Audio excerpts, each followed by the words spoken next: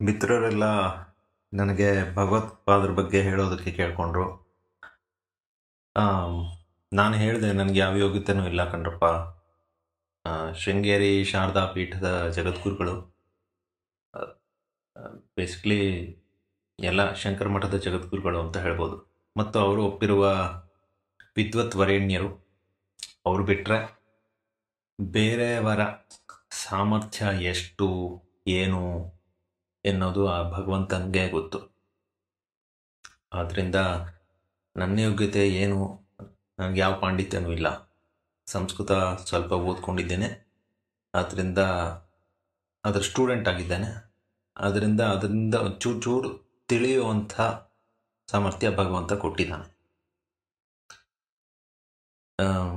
ನೀವು ನನಗೇನೋ ಇವನೇನೋ ಓದ್ಕೊಂಡು ಬಿಟ್ಟಿದ್ದಾನೆ, ಇವನು ನಮಗೆ ಒಳ್ಳೆಯದನ್ನು ತಿಳಿಸ್ತಾನೆ ಅಂತ ನನ್ನ ಮೇಲೆ ನಂಬಿಕೆ ಇಟ್ಟು ಈ ಅವಕಾಶವನ್ನು ನನಗೋಸ್ಕರ ದಯಪಾಲಿಸಿದ್ದಕ್ಕಾಗಿ ನಿಮಗೆಲ್ರಿಗೂ ವಂದನೆಗಳನ್ನ ಅರ್ಪಿಸ್ತೇನೆ.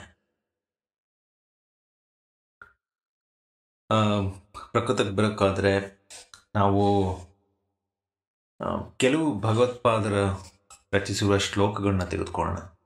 ಅವರು ಜೀವನ ಚರಿತ್ರೆ ಅದರದ್ದು ಕೆಲವು ಅಂಶಗಳನ್ನ ನಾವು ತಗೋಬೋದು, ಆದರೆ ಸಂಪೂರ್ಣ ಜೀವನ ಚರಿತ್ರೆಯನ್ನು ತಿಳಿಸುವಂಥ ಯೋಗ್ಯತೆ ನನಗಾಗಲಿ ನನಗೆ ಸಾಮರ್ಥ್ಯ ಇಲ್ಲ ಅಂತ ಹೇಳ್ಬೋದು ಅಂತ. ಅದಕ್ಕೋಸ್ಕರ ಅವರು ರಚಿಸಿರುವಂಥ ಕೆಲವೊಂದೊಂದು ಶ್ಲೋಕಗಳನ್ನ ತಗೊಂಡು ಅವುಗಳು ಇಂದು ಹೇಗೆ ಲೌಕಿಕವಾಗಿಯೋ ಅಥವಾ ಅಲೌಕಿಕವಾಗಿಯೋ ನಡೆಯುತ್ತಲೇ ಇದೆ ಅಂತ ತಿಳಿದುಕೊಳ್ಳೋ ಪ್ರಯತ್ನ ಇಲ್ಲಿ ಮಾಡೋಣಂತೆ. ನಾನು ಭಗವತ್ಪಾದರ ಬಗ್ಗೆ ತಿಳಿಸ್ಬೇಕಾದ್ರೆ ಅತ್ಯಂತ ಅಧಿಕೃತವಾದ ಮಾಹಿತಿ ಎಲ್ಲಿ ಸಿಗ್ಬೋದು ಅಂತ ಹುಡುಕ್ತಾ ಇದ್ದೆ. ಆಗ ವಿದ್ವಾನ್ ಶ್ರೀ ರಂಗನಾಥ ಶರ್ಮರ ಯುಗಪುರುಷ ಶಂಕರ ಎಂಬ ಚಿಕ್ಕ ಪುಸ್ತಕ ಸಿಗ್ತದೆ. ಒಂದು 80 ಪೇಜ್ ಇರ್ಬೋದು ಅದು. ಆದರೂ ಅವರು ಭಗವತ್ಪಾದರ ಬಗ್ಗೆ ಅವರ ಮಾಹಿತಿ ಸಂಕಲನ ಇದೆಯಲ್ಲ, ಅದು ತುಂಬ ದೊಡ್ಡದೇನೆ. ಈ ಪುಸ್ತಕ ನನಗೆ ಆಸರೆಯಾಗಿ ಸಿಕ್ತು.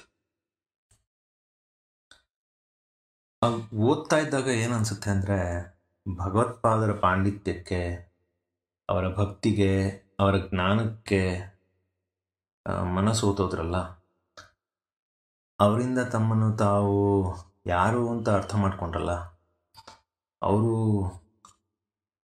ಕೆಟ್ಟವರಿದ್ರೂ ಒಳ್ಳೆಯವರಾಗಿ ಪರಿವರ್ತಿಸ್ಕೊಂಡ್ರಲ್ಲ, ಮತ್ತು ಭಗವತ್ಪಾದರ ಬ್ರಹ್ಮ ತೇಜಸ್ಸನ್ನು ನೋಡಿದ್ರಲ್ಲ,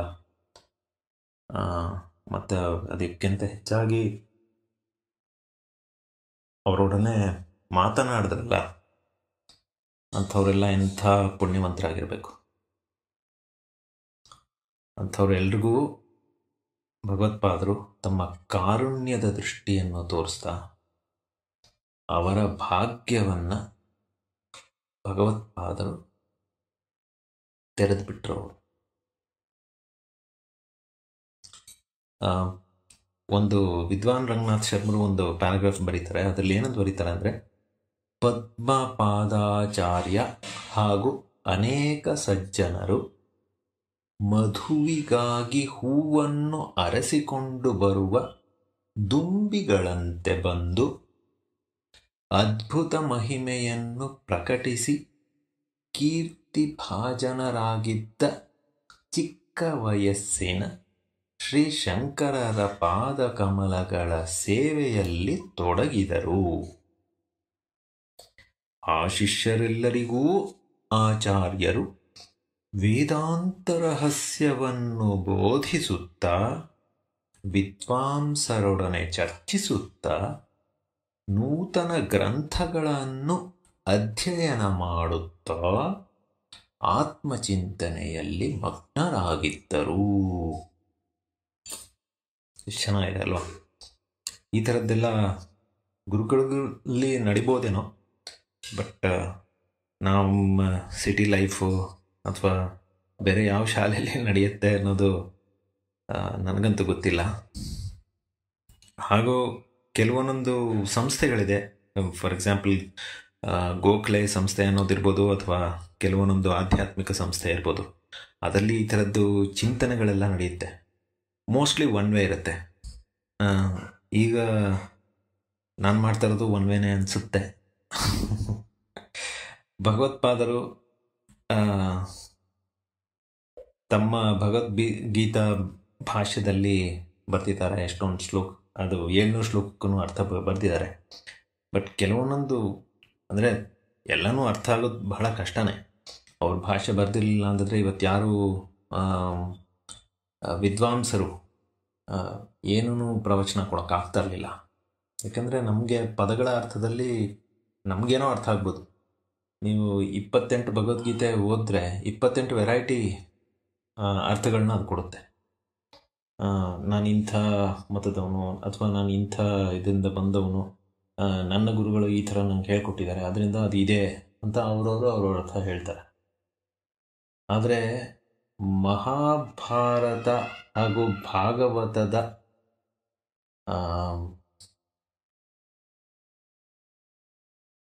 ಇನ್ಫಾರ್ಮೇಷನ್ನ ಇಟ್ಕೊಂಡು, ಅಥವಾ ಅದರದ್ದು ಸಾರತ್ವವನ್ನು ಇಟ್ಕೊಂಡು, ಅದರದ್ದು ಮೂಲ ತತ್ವವನ್ನು ಇಟ್ಕೊಂಡು ಅದರ ಸಾರವನ್ನು ಕೊಟ್ಟವರು, ಅದನ್ನು ಇಟ್ಕೊಂಡು ಭಗವದ್ಗೀತೆಗೆ ಭಾಷ್ಯವನ್ನು ಬರೆದವರು ಭಗವತ್ಪಾದ ಶ್ರೀಶಂಕರರು ಅಲ್ವಾ. ಕೆಲವೊಂದೊಂದಂತೂ ಹತ್ವಾಪಿನ ಹಂತಿನ ನಿಬದ್ಧತೆ, ಇಂಥದಕ್ಕೆಲ್ಲ ಭಾರಿ ಕಷ್ಟ ಅರ್ಥ ಆಗೋದು. ಇಂಥ ಶ್ಲೋಕಗಳಿಗೆ ವ್ಯಾಖ್ಯಾನ ಮಾಡುವಾಗ ಅದರ ಜಟಿಲತೆ, ಅದರ ತೀಕ್ಷ್ಣತೆ, ಅದರ ಪ್ರಾಮುಖ್ಯತೆ ಇವೆಲ್ಲ ವಿಚಾರ ಮಾಡಿದ್ರೆ ಸಾಮಾನ್ಯ ಮನುಷ್ಯರಿಗೆ ಇಂಥದಕ್ಕೆಲ್ಲ ವ್ಯಾಖ್ಯಾನ ಮಾಡಬೇಕು, ಅಥವಾ ವ್ಯಾಖ್ಯಾನ ಮಾಡಿದ್ರು ಅವ್ರದ್ದು ಯಾವ ರೀತಿಯಲ್ಲಿ ಇರುತ್ತೆ ಅನ್ನೋದು, ಮನಸ್ಥಿತಿ ಇರುತ್ತೆ ಅನ್ನೋದು ನಮ್ಗೆ ಯಾರಿಗೂ ತಿಳಿದಿಲ್ಲ. ಅದರಿಂದ ಶಂಕರರು ಆ ಭಗವಾನ್ ಅವತಾರವೇ ಆಗಿರಬೇಕು ಅಂತ ನಮಗೆಲ್ಲರಿಗೂ ಗೊತ್ತಾಗುತ್ತೆ. ಅಂಥ ಅವ್ರು ಬರೆದಿರೋ ಎಲ್ಲ ಭಾಷ್ಯಕಾರರು ಅನ್ನೋದಕ್ಕಿಂತ ಹೆಚ್ಚಾಗಿ ಅವರು ಬರೆದಿರೋ ವ್ಯಾಖ್ಯಾನಗಳು, ಅವರು 10 ಉಪನಿಷತ್ಗಳ ವ್ಯಾಖ್ಯಾನ ಬರ್ತಿದ್ದಾರೆ, ಅವರು ಪ್ರಕರಣ ಗ್ರಂಥಗಳನ್ನು ಬರ್ತಿದ್ದಾರೆ, ಅವರು ಶ್ಲೋಕಗಳನ್ನ ಬರ್ತಿದ್ದಾರೆ. ಸೊ ಎಷ್ಟು ಕೆಲಸ ಮಾಡಿದ್ದಾರೆ ಅಂದರೆ 32 ವರ್ಷದೊಳಗೆ ಇಷ್ಟೆಲ್ಲ ಮಾಡಿ ಹೋಗ್ಬಿಟ್ರಲ್ಲ, ಅಥವಾ ಭಗವಂತನೇ ಆಗಿಬಿಟ್ರಲ್ಲ. ಅಂಥವರು ಈಗ ಯಾಕೆ ನಮಗೆ ಕಣ್ಣು ಕಾಣಿಸಲ್ಲ, ಬೇರೆ ಕಡೆ ನಾವು ಎಲ್ಲಿ ಹುಡುಕ್ಬೋದು ಅಂಥವ್ರನ್ನ ಅನ್ನೋ ಯೋಚನೆ ಬಂದರೆ ನಾವು ಕೂಡ ಭಗವಂತ ಎಲ್ಲಿದ್ದಾನೆ ಅಂತ ಹುಡ್ಕೋ ಪ್ರಯತ್ನ ಮಾಡ್ಬೋದೇನೋ ಗೊತ್ತಿಲ್ಲ. ಸರಿ, ಇವಾಗ ಭಗವಾನ್ ಅಂದರೆ ಏನು ಅಂತ ತಿಳ್ಕೊಳ್ಳೋಣ. ಉತ್ಪತ್ತಿಂ ನಿಧನಂ ಚೈವ ಭೂತಾನಾಮಾಗತಿಂ ಗತಿಂ ವೇತ್ತಿ ವಿದ್ಯಾಮವಿದ್ಯಾಂಚ ಸವಾಚ್ಯೋ ಭಗವಾನಿತಿ. ಉತ್ಪತ್ತಿ ನಿಧನ. ಉತ್ಪತ್ತಿ ಅಂದರೆ ಸೃಷ್ಟಿಯಾಗುವಂಥದ್ದು, ನಿಧನ ಅಂದರೆ ಅಫ್ಕೋರ್ಸ್ ಹೋಗುವಂಥದ್ದು. ಚ ಏವ ಭೂತಾನಾಂ ಆಗತಿಂ ಗತಿಂ. ಚ ಏವ ಅದಲ್ಲದೆ ಅದ್ರ ಜೊತೆಗೆ ಭೂತಗಳು. ಭೂತ ಅಂತಂದ್ರೆ ಏನು? ಎಲ್ಲ ವಸ್ತುಗಳು ಭೂಮಿಯಲ್ಲಿ ಇರತಕ್ಕಂಥವು, ಭೂಮಿಯಲ್ಲಿ ಭುವನದಲ್ಲಿ ಅಂತ ಹೇಳ್ಬೋದು ಇರತಕ್ಕಂಥವು, ಅವುಗಳ ಆಗು ಹೋಗುಗಳು. ವೇತ್ತಿ ವಿದ್ಯಾಮವಿದ್ಯಾಂಚ. ಯಾರು ವಿದ್ಯೆ ಮತ್ತು ಅವಿದ್ಯೆ ಅನ್ನೋ ಬಗ್ಗೆ ತಿಳ್ಕೊಂಡಿರ್ತಾನೋ ಅಥವಾ ಅರ್ಥ ಮಾಡ್ಕೊಂಡಿದ್ದಾನೋ, ಸವಾಚ್ಯೋ ಭಗವಾನಿತಿ, ಅವನೇ ಭಗವಂತ ಅಥವಾ ಭಗವಾನ್ ಅಂತ ಹೇಳ್ತಾರೆ.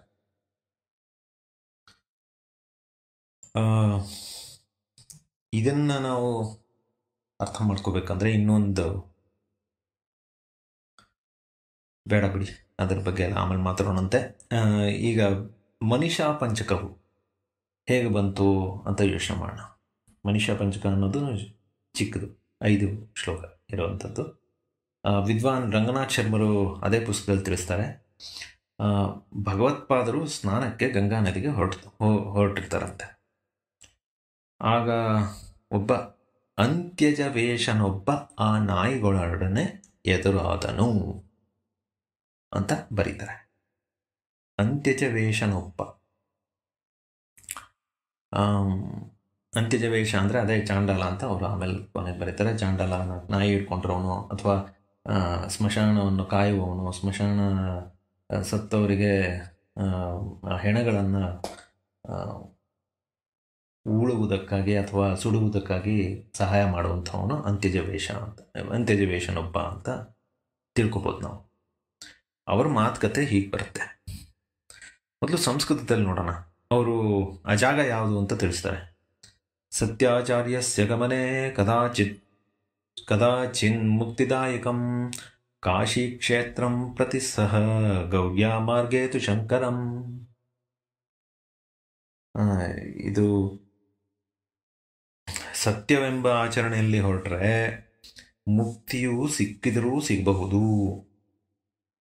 ಆ ಕ್ಷೇತ್ರ ಯಾವುದಪ್ಪ ಅಂದರೆ ಅದೇ ಕಾಶಿ ಕ್ಷೇತ್ರ.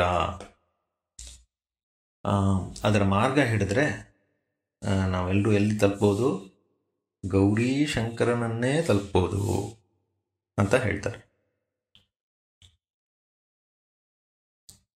ಆಮೇಲೆ ಅಂತ್ಯವೇಷಧರಂ ದೃಷ್ಟ್ವಾ ಗಚ್ಚ ಗಚ್ಚೇತಿ ಚಾಬ್ರವೀತ್ ಶಂಕರಸ್ಸೋಪಿ ಚಾಂಡಲಸ್ತಂ ಪುನಃ ಪ್ರಾಹ ಶಂಕರಂ. ಶಂಕರರು ಅವಾಗ ಅಂತ್ಯವೇಷಧರನನ್ನು ನೋಡಿದನಂತೆ. ಆ ಥರ ವೇಷ ಹಾಕೊಂಡ್ರು. ನೋಡಿ ಅಲ್ಲಿಂದ ಸ್ವಲ್ಪ ಅವ್ರಿಗೆ ಚೂರು ಕೋಪ ಬಂದಿರ್ಬೋದೇನೋ, ನಾನು ದಾರಿಗೆ ಹೋಗ್ತಾ ಇದ್ದೀನಿ, ಒಂದು ಮಧ್ಯದಲ್ಲಿ ಅಡ್ಡ ಬಂದ್ಬಿಟ್ನಲ್ಲ ಅಂತ. ಗಚ್ಚ ಗಚ್ಚೇತಿ ಚಾಬ್ರವಿ, ಹೊರಡು ಅಂತ ಹೇಳ್ಬಿಟ್ಟಿದ್ದಾರೆ. ಅವ್ರು ಹೇಳಿದ್ಮೇಲೆ ಚಾಂಡಾಲ ಅವನು ಹೀಗೆ ಪ್ರಶ್ನಿಸಿದ್ನಂತೆ. ನಾವು ಆಮೇಲೆ ಅದ್ರ ಬಗ್ಗೆ ಯೋಚನೆ ಮಾಡೋಣ. ಬಟ್ ಇವಾಗ ಅವನ ಪ್ರಶ್ನೆ ಏನು ಅಂತ ನೋಡೋಣ. ಅನ್ನಮಯಾದನ್ನಮಯಮಥವಾ ಚೈತನ್ಯಮೇವ ಚೈತನ್ಯಾತ್ ಯತಿವರ ದೂರೀಕರ್ತುಂ ವಾಂಛಸಿ ಕೆಂ ಬ್ರೋಹಿ ಗಚ್ಚ ಗಚ್ಚೇತಿ. ಯತಿವರರೇ, ಇಲ್ಲಿಂದ ಹೊರಡು ಅಂತ ಹೇಳ್ತಾ ಇದ್ದೀರಲ್ಲ, ದೂರ ತಳ್ತಾ ಇದ್ದೀರಲ್ಲ ನನ್ನ. ಅದು ಅನ್ನಮಯ ಅಂದರೆ ಅನ್ನಮಯವಾದ ಅನ್ನಮಯನನ್ನೋ ಅಥವಾ ಚೈತನ್ಯದೊಳಗಿನ ಚೈತನ್ಯನನ್ನೋ ಅಂತ ಹೇಳ್ತಾರೆ. ಸೊ ಅನ್ನಮಯ ಅಂದ್ರೇನು? ಈ ಭುವನದಲ್ಲಿ ಇರುವುದು ಎಲ್ಲವೂ ಅನ್ನಮಯ. ಅಂದರೆ ಯಾವುದು ಜನಿಸಿ ತಾನು ಉಳಿವಿಗಾಗಿ ಭೂಮಿಯನ್ನು ಆಶ್ರಯಿಸಿ, ಭೂಮಿ ಅಂದರೆ ನಮ್ಮ ಭೂಮಿ ಒಂದೇ ಅಲ್ಲ, ಎಲ್ಲಿ ಭೂತಗಳು ಸ್ಥಾಪನೆ ಆಗಿರುತ್ತೋ ಅಂಥ ಜಾಗಗಳೆಲ್ಲನೂ ಆ ಭೂಮಿನೋ ಆ ಭುವನ ಏನು ಕೊಡುತ್ತೋ ಅದನ್ನು ತಿನ್ಕೊಂಡಿರೋದು ಅವೆಲ್ಲ ಅನ್ನಮಯ. ಅನ್ನಮಯಾದನ್ನಮಯ ಅಂದ್ರೇನು? ಯಾವುದು ತಿನ್ನುವುದೋ ಅದೇ ಅನ್ನ ಆಗೋದು ಅಂತ ಅರ್ಥ. ಈಗ ನಮ್ಮ ಎಕ್ಸಾಂಪಲ್ ಕೊಡ್ಬೋದು, ಆದರೆ ಇನ್ನೊಂಚೂರು ಈಸಿಯಾಗಿ ಅರ್ಥ ಆಗಬೇಕು ಅಂತಂದರೆ, ಹುಲಿ ಕಾಡಿನಲ್ಲಿ ಪ್ರಾಣಿಗಳನ್ನ ತಿನ್ನುತ್ತೆ ಅಲ್ವಾ?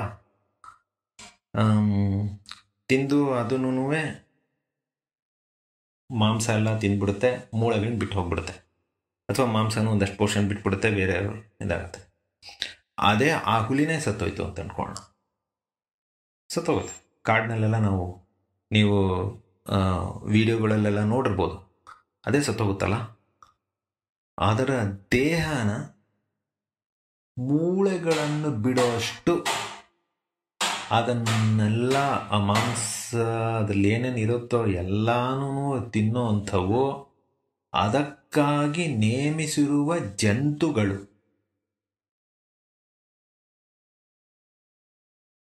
ಅದಕ್ಕಾಗಿ ನಾವು ಅರ್ಥ ಮಾಡ್ಕೋಬೇಕು, ಭೂಮಿ ಒಂದು ಚೈತನ್ಯ, ಅದರೊಳಗಿರುವ ಜೀವಿಗಳೆಲ್ಲವೂ ಚೈತನ್ಯವೇ. ಅದಕ್ಕಾಗಿ ಚೈತನ್ಯಮೇವ ಚೈತನ್ಯಾತ್ ಅಂತ ಹೇಳ್ತಾರೆ. ಈ ಪ್ರಶ್ನೆ ಕೇಳ್ಬಿಟ್ಟಾಗ ನಮಗೆ ಮೈಯೆಲ್ಲ ಝುಮ್ ಅನಿಸ್ಬಿಡುತ್ತೆ ಅಲ್ವಾ? ಈ ಥರದ ಪ್ರಶ್ನೆ, ಏನಪ್ಪ ನನ್ನ ಹೋಗುವಂಥದ್ದೆಲ್ಲ ಯಾರು ಹೇಳ್ತಾ ಇದೆಯಾ ನೀನು? ಅನ್ನಮಯವನ್ನು ಅಥವಾ ಚೈತನ್ಯದೊಳಗಿನ ಚೈತನ್ಯವನ್ನು ಅಂತ ನಮಗೇನು ಅನ್ನಿಸ್ತಾ ಇರ್ಬೋದು. ನಮ್ಮ ವಿಷಯ ಆಮೇಲೆ ಬರೋಣಂತೆ. ಬಟ್ ಶಾಸ್ತ್ರಗಳನ್ನೆಲ್ಲ ಅರ್ಥ ಮಾಡ್ಕೊಂಡಿರೋರಿಗೆ, ಅಧ್ಯಯನ ಮಾಡಿದವ್ರಿಗೆ, ಅವ್ರಿಗೆ ಯಾವ ಥರ ಅನಿಸುತ್ತೆ ಅದು ಮುಂದೆ ತಿಳಿಸ್ತಾರೆ ಭಗವತ್ಪಾದರು. ಅದಕ್ಕಿಂತ ಮುಂಚೆ ಇನ್ನೊಂದು ಕರೆಕ್ಟಾಗಿ ಆ ಶ್ಲೋಕನ ಮುಂದುವರಿಸ್ತಾನೆ ಚಾಂಡಾಲನು. ಏನು ಹೇಳ್ತಾನೆ? ಪ್ರತ್ಯಗ್ವಸ್ತುನಿ ನಿಸ್ತರಂಗ ಸಹಜಾನಂದವಬೋಧಾಂಬುಧೌ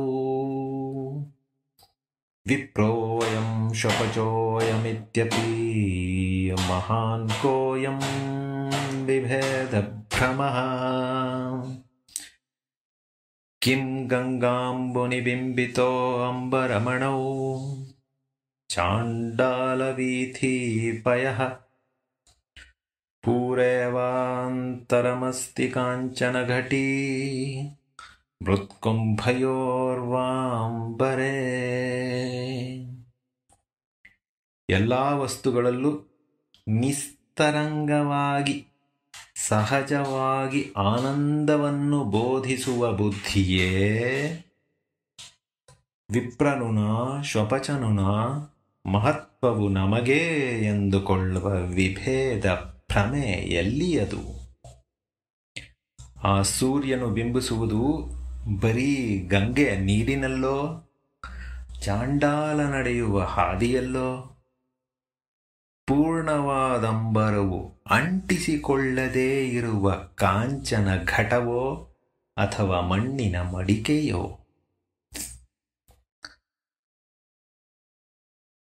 ವೇದಾಂತ ಸ್ವಲ್ಪ ಅಧ್ಯಯನ ಮಾಡೋರಿಗೆ ಇದು ರಸದೌತಣ ಅನಿಸುತ್ತೆ, ಈ ಪ್ರಶ್ನೆಯಲ್ಲಿರೋವಂಥ ಶ್ಲೋಕಗಳೆಲ್ಲ.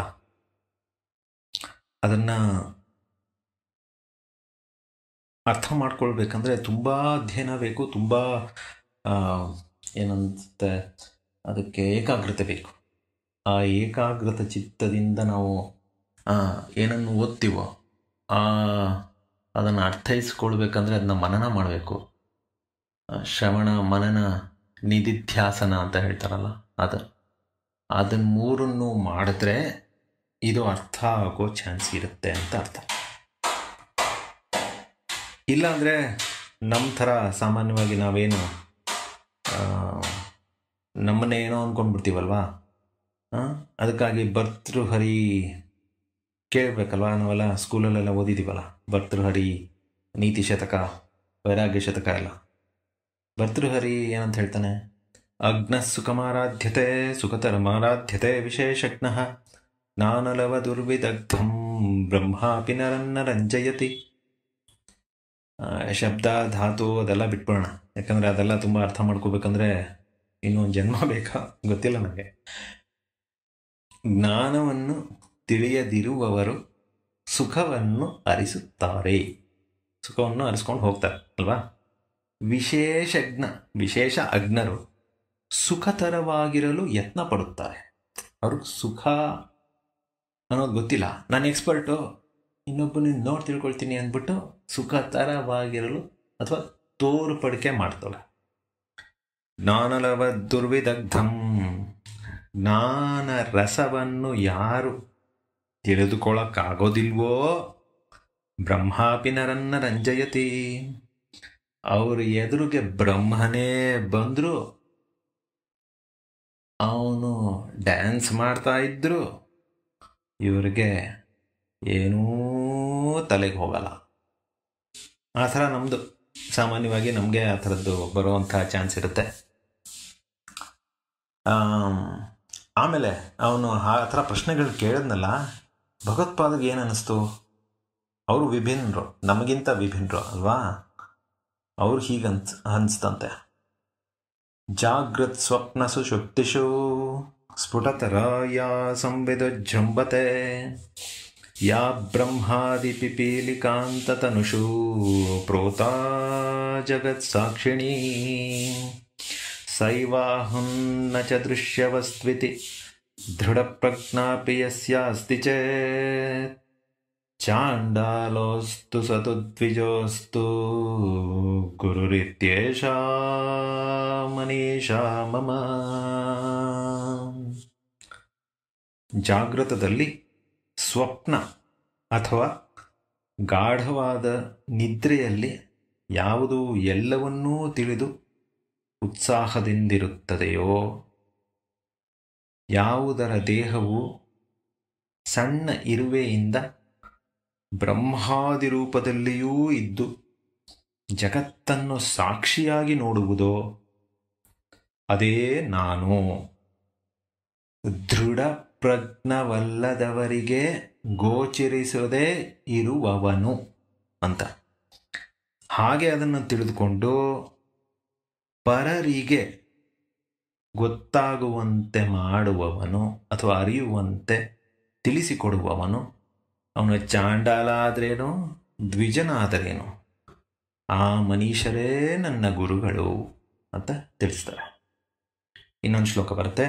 ಬ್ರಹ್ಮೈವಾಹಮಿದಂ ಜಗಚ್ಚ ಸಕಲಂ ಚಿನ್ಮಾತ್ರ ವಿಸ್ತಾರಿತಂ ಸರ್ವಂ ಚೈತದ ವಿದ್ಯೆಯಾ ತ್ರಿಗುಣಯಾ ಶೇಷಂ ಮಯಾ ಕಲ್ಪಿತಂ ಇತ್ತಂ ಯಸ್ಯ ದೃಢಾ ಮತಿಃ ಸುಖತರೇ ನಿತ್ಯೇ ಪರೇ ನಿರ್ಮಲೇ ಚಾಂಡಾಲೋಸ್ತು ಸತು ದ್ವಿಜೋಸ್ತು ಗುರುರಿತ್ಯೇಷಾ ಮನೀಷಾ ಮಮ. ನಾನೇ ಬ್ರಹ್ಮನಾಗಿ ಈ ಸಕಲ ಜಗತ್ತನ್ನೂ ನನ್ನ ಚಿತ್ತವಾಗಿ ವಿಸ್ತಾರವಾಗಿಸಿಕೊಳ್ಳುವವನು. ಇವೆಲ್ಲವೂ ಅವಿದ್ಯೆಯಿಂದ ಕೂಡಿದ್ದು ತ್ರಿಗುಣದಿಂದ ಆವರಿಸಿ ನನ್ನ ಕಲ್ಪನೆಗೆ ಸಿಲುಕುವಂಥದ್ದು. ಇದನ್ನು ದೃಢವಾಗಿ ತಿಳಿದು ಯಾರು ನಿರ್ಮಲದಿಂದ ಪರದೆಡೆ ಧ್ಯಾನಿಸುತ್ತಾ ನಿತ್ಯವೂ ಸುಖವಾಗಿರುತ್ತಾರೋ ಅಂಥವರು ಚಾಂಡಾಲನಾದರೇನು ದ್ವಿಜನಾದರೇನು ಅಂಥ ಮನೀಷರೇ ನನ್ನ ಗುರು ಅಂತ ಹೇಳ್ತಾರೆ. ಇದನ್ನ ನನಗೆ ಕೊಟ್ಟಿರೋ ಸಮಯದಲ್ಲಿ ಮತ್ತೆ ನಿಮ್ಗಳಿಗೆ ಅದರದ್ದು ಡೀಪ್ ಮೀನಿಂಗು ಅದೆಲ್ಲ ತಿಳಿಸ್ಬೇಕು ಅಂದರೆ ಬಹಳ ಕಷ್ಟ. ಆದರೂ ಸಂಕ್ಷಿಪ್ತವಾಗಿ ಬೇರೆ ಬೇರೆ ಕೆಲವು ಪದಗಳ ಅರ್ಥಗಳನ್ನ ತಿಳ್ಕೊಳ್ಳೋಕೆ ಪ್ರಯತ್ನ ಪಡೋಣ. ಮನೀಷರು ಯಾರು? ಕಠೋಪನಿಷತ್ ಮನೀಷಿಣಃ ಅನ್ನೋದು ತಿಳಿಸುತ್ತೆ. ಏನು ತಿಳಿಸುತ್ತೆ? ಆತ್ಮಾನಂ ರಥಿನಂ ವಿದ್ಧಿ ಶರೀರಂ ರಥಮೇವತು ಬುದ್ಧಿಸ್ತು ಸಾರಥಿಂ ವಿದ್ಧಿ ಮನಃ ಪ್ರಗ್ರಹಮೇವ ಚ ಇಂದ್ರಿಯಾಣಿ ಹಯಾನಾಹುರ್ ವಿಷಯಾಂತೇಷು ಗೋಚರಾನ್ ಆತ್ಮೇಂದ್ರಿಯೈರ್ಮನೋ ಯುಕ್ತಂ ಭೋಕ್ತ್ಯುಕ್ತಾಹುರ್ ಮನೀಷಿಣಃ. ಆತ್ಮವು ರಥ ಅಂತೆ, ರಥಿ ಅಂತೆ, ಶರೀರವೇ ರಥ, ಬುದ್ಧಿ ಸಾರಥಿ. ಅದು ಮನವನ್ನು ನಿಯಂತ್ರಣದಲ್ಲಿಡಿಸುತ್ತಂತೆ. ಇಂದ್ರಿಯಗಳೆಲ್ಲವೂ ಕುದುರೆಗಳಂತೆ, ಅವೇನು ಮಾಡುತ್ತೆ? ವಿಷಯಗಳನ್ನು ಗೋಚರಿಸುತ್ತಂತೆ. ಆತ್ಮ ಇಂದ್ರಿಯಗಳೆರಡನ್ನೂ ಮನದಲ್ಲಿಟ್ಟು ಏಕಾಗ್ರತೆಯಿಂದ ಅದರ ಸುಖವನ್ನು ಅನುಭವಿಸುವವರು ಮನೀಷಿಣರು ಅಂತ ವಿದ್ವಾಂಸರು ಕರೀತಾರಂತೆ. ನಾವು ಈ ಶ್ಲೋಕ ನೋಡಿದ್ರೆ ಭಗವದ್ಗೀತೆಯಲ್ಲಿ ಒಂದು ರಥ ಇದೆ, ಅದರಲ್ಲೊಬ್ಬ ಕುಳಿತಿದ್ದಾನೆ, ಅವನಿಗೆ ಒಬ್ಬ ಸಾರಥಿ ಇದ್ದಾನೆ, ಅವನು ಶ್ರೀಕೃಷ್ಣ. ಅವನ ಮುಂದೆ ಕುದುರೆಗಳಿದೆ. ಆ ಕುದುರೆ ಪ್ರಗ್ರಹ ಮೇವಚ, ಕುದುರೆ ಕಟ್ಟಾಕಿರೋ ದಾರ ಇದೆ, ಆ ದಾರನ ಕೃಷ್ಣ ಕೈಯಲ್ಲಿ ಹಿಡ್ಕೊಂಡಿದ್ದಾನೆ. ಇದನ್ನು ಅರ್ಥ ಮಾಡಿಕೊಂಡ್ರೆ ಈ ಚಿತ್ರನ ನೀವು ನೋಡಿದ್ರೆ ಆತ್ಮ ರಥಿ ಅಂತೆ ಅರ್ಜುನ, ಬುದ್ಧಿ ಸಾರಥಿ ಕೃಷ್ಣ, ಮನವನ್ನು ನಿಯಂತ್ರಣಗೊಳಿಸೋದಕ್ಕೆ ಪ್ರಗ್ರಹ, ಅದು ದಾರ ಎಳೆದಿಟ್ಕೊಂಡಿದ್ದಾನೆ ಕುದುರೆಗಳನ್ನ. ಇಂದ್ರಿಯಗಳೆಲ್ಲ ಯಾವುದು? ಕುದುರೆಗಳು. ಅವು ಬಿಟ್ಟರೆ ಎಲ್ಲೆಲ್ಲೋ ಕರ್ಕೊಂಡು ಹೋಗುತ್ತೆ, ಅದಕ್ಕೆ ಅವನು ಪ್ರಗ್ರಹ ಇಟ್ಟು ಇಲ್ಲಿಗೆ ಹೋಗು ಅಂತ ಕರ್ಕೊಂಡು ಹೋಗ್ತಾನೆ. ಆತ್ಮ ಇಂದ್ರಿಯಗಳೆರಡನ್ನೂ ಮನದಲ್ಲಿಟ್ಟು ಅರ್ಜುನ ಮೈಂಡ್ಸೆಟ್ಟು ಅರ್ಜುನಗೆ ಬೇಕಾದ ರೀತಿಯಲ್ಲಿ ಕರ್ಕೊಂಡು ಹೋಗೋ ಹಾಗೆ ಆ ಸಾರಥಿ ಕೃಷ್ಣ, ಭಗವಾನ್ ಶ್ರೀಕೃಷ್ಣ ಆ ಪ್ರಗ್ರಹದಿಂದ ಆ ಕುದುರೆಗಳನ್ನ ಅಲ್ಲಿ ಕರ್ಕೊಂಡು ಹೋಗ್ತಾನಲ್ಲ, ಅದು ಒಂದು ಸುಖವಂತೆ. ಅದನ್ನು ಅನುಭವಿಸಿರೋನು ಯಾರು ಅಂದರೆ ಶ್ರೀಕೃಷ್ಣ, ಅವನೇ ಮನುಷ್ಯನ. ಅವನು ಅಲ್ಲಿ ಇರುವಿಕೆಯಿಂದಲೇ ಅರ್ಜುನನಿಗೆ ಜಯ. ಸೊ ಇದು ನಾವು ಡೀಪಾಗಿ ಅನಾಲಿಸಿಸ್ ಮಾಡ್ತು ಅಂತಂದರೆ ನಮ್ಮನ್ನು ಎಲ್ಲೋ ಕರ್ಕೊಂಡು ಹೋಗುತ್ತೆ ಅನಿಸುತ್ತೆ. ಅದಕ್ಕೆ ಅದು ಮುಂದೆ ಮುಂದೆ ಹೋಗೋಣ. ಅದಕ್ಕೆ ಇನ್ನೊಂದು ದಿವಸ ಯಾವಾಗಲಾಗ ಮಾತಾಡೋಣಂತೆ. ಭಗವತ್ಪಾದರು ಪ್ರಶ್ನೋತ್ತರ ಮಾಲಿಕೆ ಅಂತ ಬರ್ತಿದ್ದಾರೆ. ಅದರಲ್ಲಿ ಕೋ ಗುರುಹು ಪ್ರಶ್ನೆ, ಉತ್ತರ ಅಧಿಗತ ತತ್ವ ಶಿಷ್ಯಹಿತಾಯೋದ್ಯತಃ ಸತತಂ. ಎಷ್ಟು ಚೆನ್ನಾಗಿದೆ ನೋಡಿ. ಶಿಷ್ಯರ ಹಿತಕ್ಕಾಗಿಯೇ ತಾವು ಸದಾ ಯೋಚನೆಯನ್ನು ಮಾಡ್ತಾ ಅವರ ಉದ್ಧಾರಕ್ಕಾಗಿ ಯಾರು ಶ್ರಮ ಪಡ್ತಾರೋ ಅಂಥವರೇ ಗುರು ಅಂತ ಹೇಳ್ತಾರೆ. ಮತ್ತೊಂದು ಪ್ರಶ್ನೆ, ಕಶುಚಿ ಇಹ ಯಸ್ಯ ಮಾನಸಂ ಶುದ್ಧಂ. ಮಾನಸ ಶುದ್ಧಂ ಅಂದರೆ ಮನಸ್ಸು ಅಂದರೆ ಯಾವುದು? ಮನಸ್ಸು ಅಂದರೆ ಏನಪ್ಪ, ಎಲ್ಲಿದೆ ಅಂತ ನಮ್ಗನ್ಸುತ್ತೆ. ನಮಗೆಲ್ಲ ಗೊತ್ತಾಗಲ್ಲ ಮನಸ್ಸು ಎಲ್ಲಿದೆ ಅಂತ. Where is the mind, never mind ಅಂತಾರೆ ಅಲ್ವಾ. ಅದಕ್ಕೆ ಬೃಹದಾರಣ್ಯಕ ಉಪನಿಷತ್ ಅದು ಇನ್ಫಾರ್ಮೇಷನ್ ಕೊಡುತ್ತೆ. ಏನಂತ ಹೇಳುತ್ತೆ ಅಂದರೆ, ಕಾಮ, ಸಂಕಲ್ಪ, ಅನುಮಾನ, ಶ್ರದ್ಧೆ, ಅಶ್ರದ್ಧೆ, ಧೃತಿ, ಅಧೃತಿ, ನಾಚಿಕೆ, ಹೆದರಿಕೆ, ಬುದ್ಧಿಶಕ್ತಿ ಇತ್ಯೇತತ್ ಸರ್ವಂ ಮನ ಏವ ಅಂತ ಹೇಳುತ್ತೆ. ಮನಸ್ಸಿಗೆ 10 ಮುಖಗಳು. ಆ 10 ಕೂಡ ಸೇರಿಸಿದ್ರೆ ಏನೋ ಅದು ಒಂದು ಮನಸ್ಸು ಅಂತ ಹೇಳುತ್ತೆ. ಇದರ ಶುದ್ಧಿ ಹೇಗಾಗುತ್ತೆ?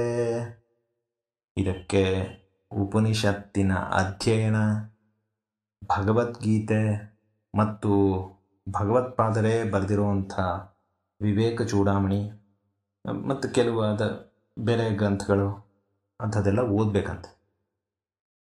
ಓದ್ತಾ ನಾವು ಅದರಲ್ಲಿ ಮಗ್ನರಾಗಿ ಮನನ ಮಾಡಿಕೊಳ್ತಾ ಅದರ ಅನುಭವವನ್ನು ಪಡಿಬೇಕಂತೆ. ಅದು ಪಡೆಯುತ್ತೆ ಅಂತ ಹೇಳ್ತಾರೆ.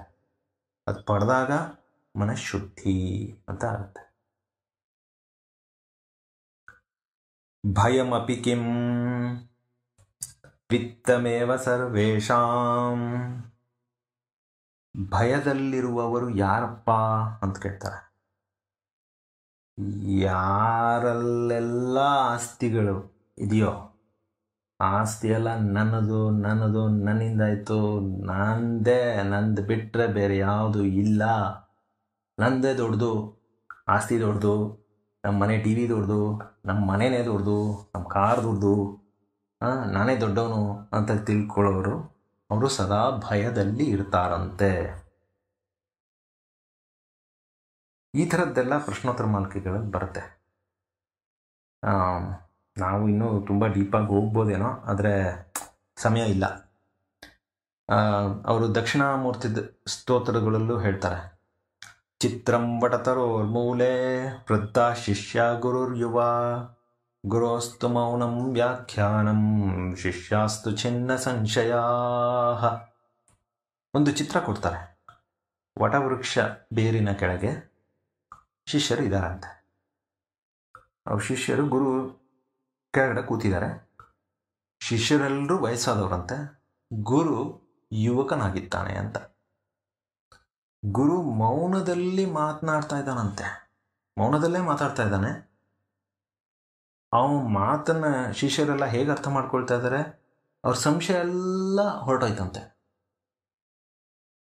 ಗುರು ಮೌನದಿಂದಿದ್ದಾನೆ, ಅವನು ವ್ಯಾಖ್ಯಾನ ಮಾಡ್ತಾ ಇದ್ದಾನಂತೆ. ಆ ವ್ಯಾಖ್ಯಾನಕ್ಕೆ ಶಿಷ್ಯರಿಗೆಲ್ಲ ಅರ್ಥ ಆಯ್ತಂತೆ. ಅವ್ರ ಸಂಶಯ ಎಲ್ಲ ಹೊರಟೋಯ್ತಂತೆ. ಏನೇನು ಸಂಶಯ ಇತ್ತು ಎಲ್ಲ ಹೊರಟು. ಸೊ ಇದನ್ನು ಹೇಗೆ ಅರ್ಥ ಮಾಡ್ಕೊಳ್ಳೋದು? ಇದು ನಾವು ನೋಡೋದೇ ಈಗಿನ ಕಾಲದಲ್ಲೆಲ್ಲ ಓ ದಿಸ್ ಇಸಂಟ್ ರಿಯಲ್ ಅನಿಸುತ್ತೆ ಅಲ್ವಾ? ಆದರೆ ಭಗವತ್ಪಾದರೆ ಬರೆದಿರುವಂಥ ಈ ಶ್ಲೋಕನ ಅರ್ಥ ಮಾಡ್ಕೊಳಕ್ಕೆ ಹೋಯಿತು ಅಂತಂದರೆ ಸ್ವಲ್ಪ ಡೀಪಾಗಿ ನಮಗೆ ತಿಳಿಯುವಂಥ ಸಾಧ್ಯತೆ ಇದೆ. ಮನೋಬುದ್ಧ್ಯಹಂಕಾರ ಚಿತ್ತಾನಿ ನಾಹಂ ನ ಚ ಶ್ರೋತ್ರ ಜಿಹ್ವೆ ನ ಚ ಘ್ರಾಣ ನೇತ್ರೇ ನ ವ್ಯೋಮರ್ನ ಭೂಮಿರ್ನ ತೇಜೋ ನ ವಾಯುಃ ಚಿದಾನಂದರೂಪ ಶಿವೋಹಂ ಶಿವೋಹಂ. ಮನಸ್ಸು, ಬುದ್ಧಿ, ಅಹಂಕಾರ, ಚಿತ್ತ 4 ಅವುಗಳೆಲ್ಲದರಲ್ಲೂ ನಾನಿಲ್ಲ. ಕಿವಿಗಳಲ್ಲಿ, ನಾಲಿಗೆಯಲ್ಲಿ, ಉಸಿರಾಟದಲ್ಲಿ, ಕಣ್ಣಲ್ಲಿ, ಆಕಾಶದಲ್ಲಿ, ಭೂಮಿಯಲ್ಲಿ, ಅಗ್ನಿ ಅಥವಾ ವಾಯುವಲ್ಲಿ ಇವಾವುದರಲ್ಲೂ ಇಲ್ಲದೆ ಚಿತ್ ಆನಂದ ರೂಪವಾಗಿರುವ ಶಿವನೇ ನಾನಾಗಿದ್ದೇನೆ ಅಂತ ತಿಳಿಸ್ತಾರೆ.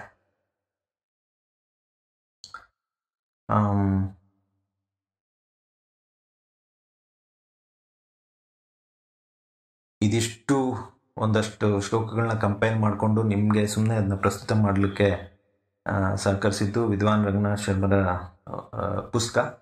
ಅದಲ್ಲದೆ ನಾವು ತುಂಬ ಡೀಟೇಲಾಗಿ ಶಂಕರಾಚಾರ್ಯರದ ಕೃತಿಗಳನ್ನೆಲ್ಲ ಅರ್ಥ ಮಾಡ್ಕೋಬೇಕಂದ್ರೆ ವರ್ಕ್ಸ್ ಆಫ್ ಶ್ರೀ ಶಂಕರಾಚಾರ್ಯ, ಶ್ರೀ ವಾಣಿ ವಿಲಾಸ ಎಡಿಷನ್ನ ಪುಸ್ತಕಗಳನ್ನ ನಾವೆಲ್ಲರೂ ಓದ್ಬೋದು. ಅವರ ಬ್ರಹ್ಮಸೂತ್ರ ಭಾಷ್ಯ ಮತ್ತು ಉಪನಿಷತ್ಗಳ ವ್ಯಾಖ್ಯಾನ, ಗೀತಾ ಭಾಷ್ಯ, ವಿವೇಕ ಚೂಡಾಮಣಿ, ಸಣ್ಣ ಪದ್ಯ ರೂಪದಲ್ಲಿ ಬರುವಂಥ ಹಾಗೂ ಈ ಭಾಷ್ಯ ಹಾಗೂ ವ್ಯಾಖ್ಯಾನಗಳಷ್ಟೇ ಶ್ರೇಷ್ಠವೆನಿಸಿಕೊಳ್ಳುವ ಸಣ್ಣ ಸಣ್ಣ ಕೃತಿಗಳು ಕೂಡ ನಾವು ಓದಬೇಕು. ಓದಿ ಬೇರೆಯವ್ರಿಗೂ ಹಂಚ್ಕೊಳ್ಬೇಕು ಅಂತ ವಿಚಾರಗಳನ್ನ. ವಿದ್ವಾಂಸರೇ ಅವ್ರ ಭಗವತ್ಪಾದರ ಬಗ್ಗೆ ಹೇಳಬೇಕಂದ್ರೆ ವರ್ಷಾನುಗಟ್ಟಲೆ ತಗೊಳ್ತಾರೆ. ಶೃಂಗೇರಿಯ ಶಾರದಾ ಪೀಠವು ವೇದಾಂತ ಪ್ರವಚನಗಳನ್ನ ಅವಾಗವಾಗ ನಡೆಸ್ತಾನೆ ಇರುತ್ತೆ. ಅದಕ್ಕೆ ಭಗವತ್ಪಾದರ ಬಗ್ಗೆ ತಿಳಿದುಕೊಳ್ಬೇಕು ಅನ್ನೋ ಆಸಕ್ತಿ ಉಳ್ಳವರೆಲ್ಲರೂ ಅಲ್ಲೂ ಕೂಡ ನೋಂದಾಯಿಸ್ಕೊಳ್ಬೋದು. ಮತ್ತು ಇಷ್ಟನ್ನು ತಿಳಿಸ್ಕೊಡ್ಲು ಶ್ರೀ ಭಗವತ್ಪಾದಾಚಾರ್ಯರ ಬಗ್ಗೆ ನನಗೆ ಓದ್ಕೊಳ್ಳುವ ಅವಕಾಶ ಕೊಟ್ಟಿದ್ದಕ್ಕೆ ನಮ್ಮ ಮಿತ್ರರಿಗೆಲ್ಲರಿಗೂ ಧನ್ಯವಾದನ ತಿಳಿಸ್ತೀನಿ, ಅಭಿನಂದನೆಗಳನ್ನು ತಿಳಿಸ್ತೀನಿ. ನಮಸ್ಕಾರಗಳು.